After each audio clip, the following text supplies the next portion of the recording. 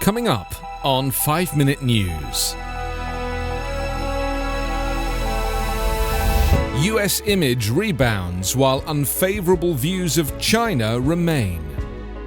US House to probe Capitol riot over Republican opposition. And record heat causes deaths in Oregon, Canada. It's Thursday, July 1. I'm Anthony Davis. A new survey has found that since Joe Biden came to power, positive views of the United States have rebounded across 17 advanced economies in North America, Europe, and Asia Pacific. Most continue to see China in an unfavorable light. Confidence in the US president has shot up precipitously since Joe Biden took office, while confidence in President Xi Jinping remains unchanged and near historic lows, the survey, conducted by the US-based Pew Research Center, found. The survey was conducted between the 1st of February and the 26th of May this year, across 17 advanced economies, as part of Pew's 2021 Global Attitude Survey Wave. There were 18,850 respondents. Last year, the survey found that negative views of both the US and China had reached historic highs in many countries. Pro-America opinion is the highest in South Korea, where 77% have a positive view of the country, while about two-thirds or more in the US, Italy, Japan, France and the UK say the same. In every place except New Zealand, around half or more had a favourable opinion of the US. The large majority of respondents also said that China does not respect personal freedoms of its people. On US-China leadership, when the question was asked last year, few respondents had confidence in either Xi or then-President Donald Trump to do the right thing when it came to world affairs. It found that across much of Western Europe, more had confidence in Xi than Trump.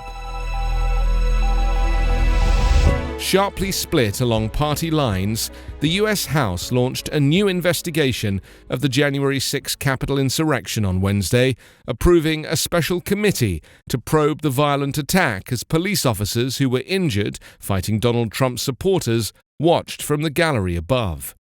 The vote to form the panel was 222 to 190, with all but two Republicans objecting that majority Democrats would be in charge. The action came after Senate Republicans blocked creation of an independent commission that would have been evenly split between the two parties. Ahead of the vote, Democratic House Speaker Nancy Pelosi told lawmakers in the chamber, "We will be judged by future generations as to how we value our democracy." She said she preferred that an independent panel lead the inquiry, but Congress could wait no longer to begin a deeper look at the insurrection that was the worst attack on the Capitol in more than 200 years. As the vote was called, Pelosi stood in the House gallery with several police officers who fought the rioters and with the family of an officer who died, hugging several of them.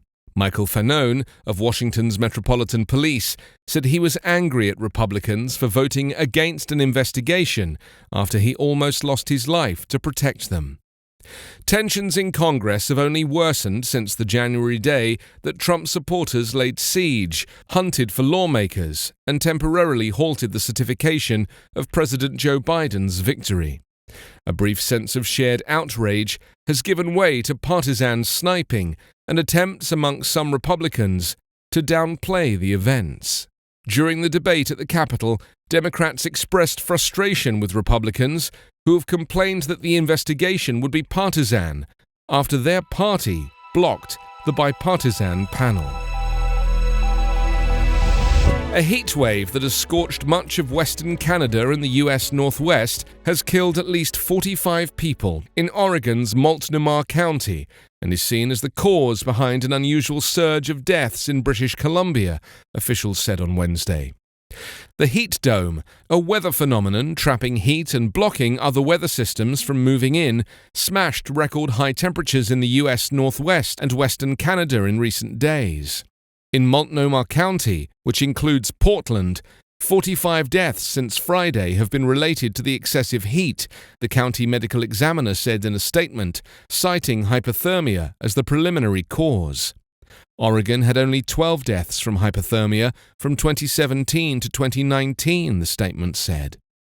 In British Columbia, there were 486 sudden and unexpected deaths between Friday and Tuesday, about 320 more than the average for a 5-day period.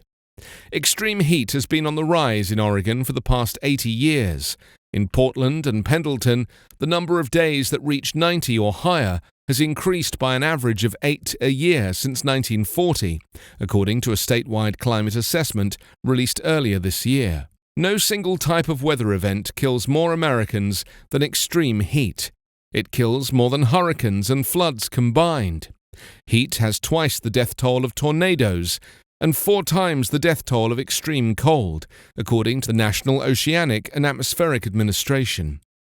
Climate scientists have long said that events like the one that hit the Pacific Northwest this weekend are likely to be more intense, last for longer, and happen more frequently as the climate continues to warm because of human-caused greenhouse gas emissions.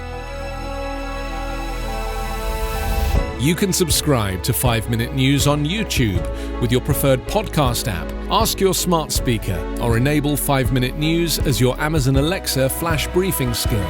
Subscribe, rate and review online at 5minute.news. 5-Minute News is an Evergreen Podcast covering politics, inequality, health and climate, delivering independent, unbiased and essential world news daily.